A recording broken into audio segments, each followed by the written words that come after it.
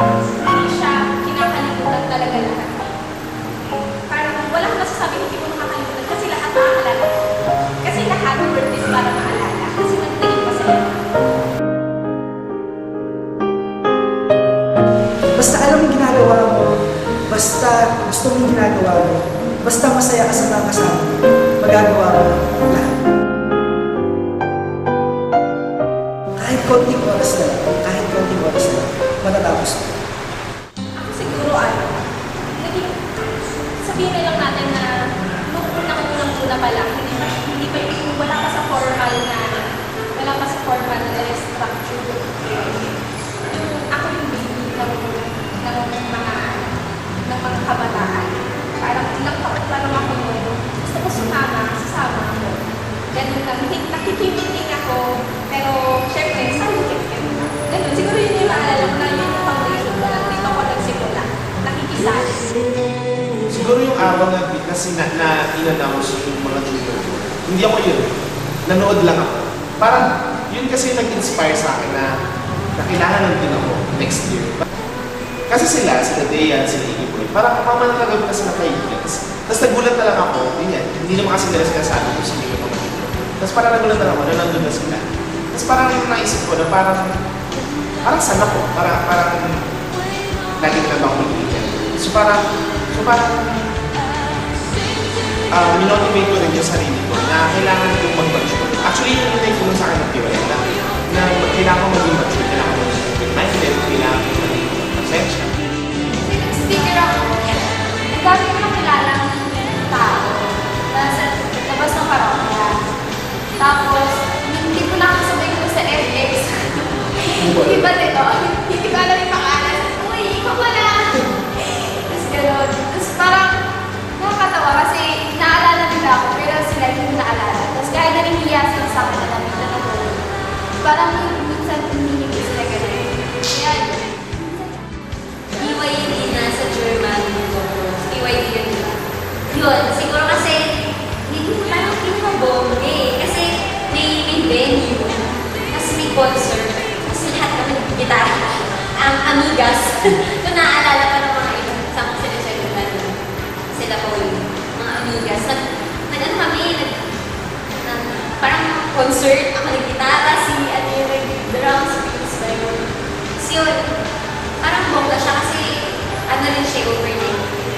Kahit na hindi ako nag-overnight noon, pinag-uwi ako sa bahay namin. So, bakit na ba? Hindi alam, pinag-uwi. Araw-araw. Ano, para kasi hindi ko alam kung ano ba ito mapalala. Marami ka rin mga memories na natatatak na rin sa utak ko na sobrang dami ang saya na hindi mo masabi lahat, hindi mo na mapahinga lahat sa sabi. Summer of 2000, hindi ako sabihin ko, summer of 2000, nag-iyak ako, kausap ko na si Ate Days. Yung nilakad namin yung buong Howard after one batch 12. Tinawagan ako ng organizer na bigyan. Ba't ganyan? Wala pa yung mga ganito, yung mga ganyan. Sabi ko, sorry po, kayo may event bukas. Tapos may tarpaulin pa pala. Sabi ko, hindi ko na alam yung gagawin ko after ng graduation. Akala nila kung nag-iyak ako kasi graduation. Pero nag-iyak ako kasi bukas na yung event, wala pang tarpaulin, wala pang mga pictures. Hindi pa na-edit, wala pa. So punta ako siya, iyak ako. Ate Days, ano ba ang gagawin ko? Tapos sabi ni Ate Days, wala lang siya. Ate Days, ano, pagalitan mo ako, kailangan ko ng drive kasi nawalan na ako ng drive. Sabi ko, ano ka ba? Bumalik tayo sa convento. Tapos kumain tayo ng kalabo. Tapos tsaka tayo mag-ikot. Nakakabaliw, nakakatanga, nakakadelinis. Pero si Ate Days, tumatawa lang siya, hindi lang siya. Ang dami kong pagkakamali as a doctor. Pero siya yung tao na hindi ako ginagalitan. Hindi niya ako nagsasabihan niya. Pero parang kasi sabi niya, alam ko naman gawin ko kaya. So yun, nilakad natin ang buong kawa. To think 20 kawats tayo with harness na yung sakya nilakad namin. At sa paglakad namin, sa pagpunta namin doon, hindi natin alam kung saan kami pupunta. At doon ko natutunan yun. Basta alam mo yung gagawin mo. Gusto mo yung ginagawa mo. Kahit hindi mo alam kung saan ka pupunta, hindi mo alam kung sino makakasama, hindi mo alam kung sino yung pupuntahan mo, basta alam mo yung ginagawa mo, basta gusto mo yung ginagawa mo, basta masaya ka sa mga kasama mo, magagawa mo lahat. Kahit konting oras na lang, matatapos mo. Punta kami ni Alan sa National Youth Day sa Davao. So, sobrang swerte ko nun kasi yung family, meron kasi kami yung foster parents sa Davao. So, lahat ng kabataan na dinala sa Davao, hahanapan sila ng foster family. Kasi sila, instead na sa hotel ka, magsistay during the 1 week nyo na activities, merong mga pamilya kakapag sa inyo. Yung mga sa akin sila Nanay Lourdes, sobrang swerte ko kasi hindi sila ganun kayaman. Maraming sa mga kautang, kaya nakakaliwag sila. Tsaka sobrang nakikijayo siya sa amin, hindi siya mahigpit. Wala silang sariling anak, pero ang dami na kapag. So yun, inuman, kasama si nanay, hindi na lumalabas na tapos kaya sobrang sobrang fulfilling niya. Tapos pagbalik dito, sagot nila lahat, mali sa dugo, pinamili namin para sa mga friends, sila nagtulungan. Malaki siyempre kasi since siyempre bata ako, talaga nagkahanap sa simbahan kasi mga volcan ganyan. So nag-start lang nun yung college na ako.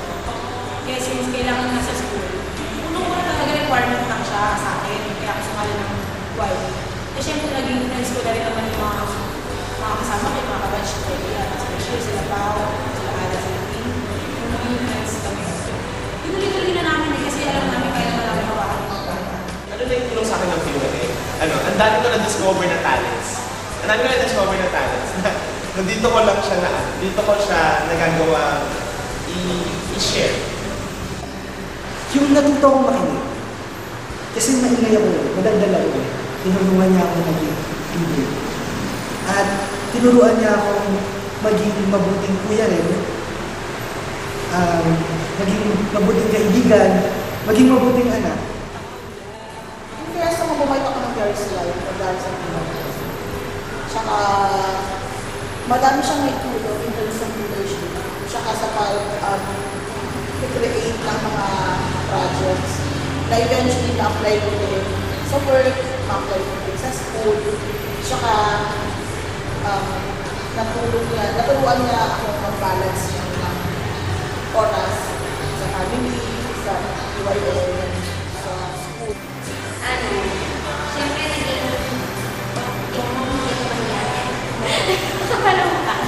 naging confident kasi tsaka yung pagiging leader lumalabas. Dito ko lang kasi nalalabas kung ano yung mga magagandang ideas na naisip ko, nalalabas ko. Yung parang nakakatulong din ako sa mga ibang kabataan. Ito ako feeling ko naman, okay naman ako dahil sa PYM. Parang yung confidence, ay okay na. Leadership, okay naman din. Yung pakikisama sa mga tao, mas naging okay sa mga matatanda, sa mga bata. Tsaka feeling ko respetado ako ngayon dahil sa PYM.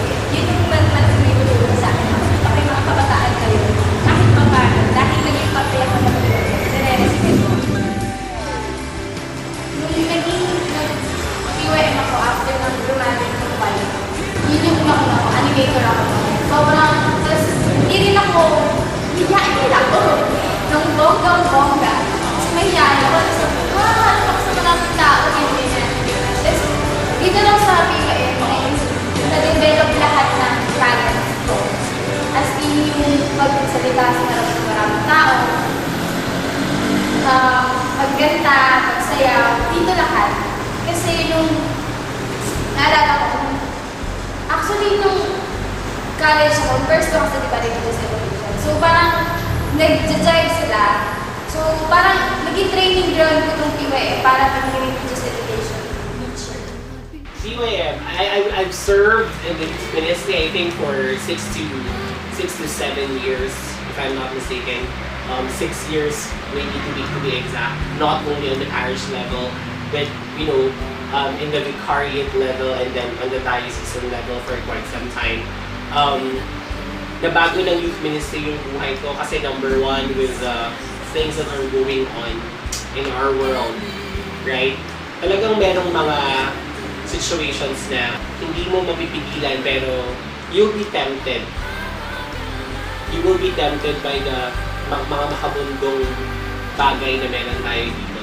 Pero ang youth ministry will always bring me back, and the things that I've learned from the youth ministry will always bring me back sa mga parang values na natutunan ko, sa mga spiritual things na natutunan ko na na-impart sa akin ng mga mentor ko, like sila Father Noy, sila Ate Joy, Arcangel, and the other youth members. So, I'm becoming emotional because totoo yun na sometimes if you would have issues with your family and then sa work, right, sa relationships, so, lagi mong babalikan na meron kang natutunan when you were in the ministry. So I think yun yung napakalaking impact sa akin ng ministry.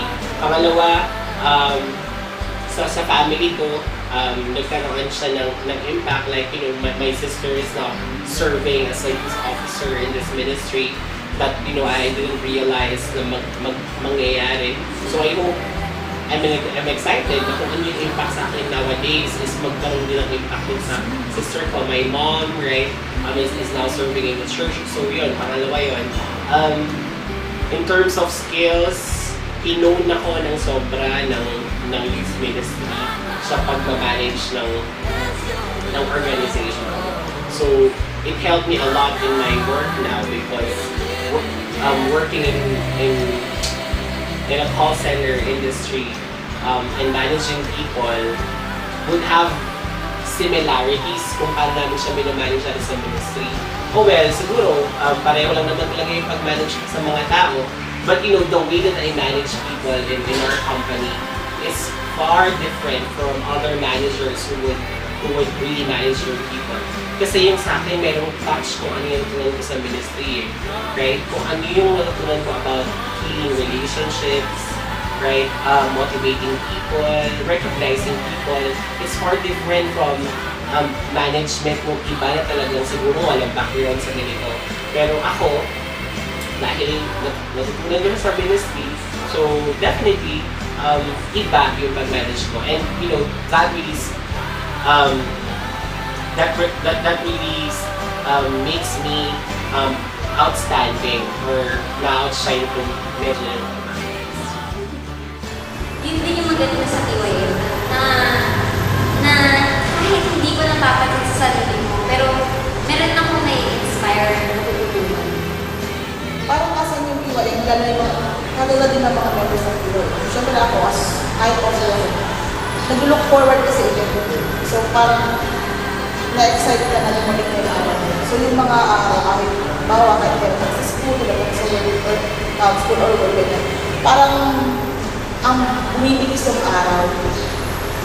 Kahit na mahirap siya kasi nag-look forward yung ating students na mga. Isa lang naman itong instrumento, di ba? Isa lang itong instrumento. Kahit hindi sa ministry, importante na deserve tayo. Pero dito kasi maganda kasi ako as a leader, as a person, nabigay ko. At parang nakita ko dito na itong ministry, itong service, hindi lang ito basta-basta para i-please God. Pero ito yung outflow ng love natin.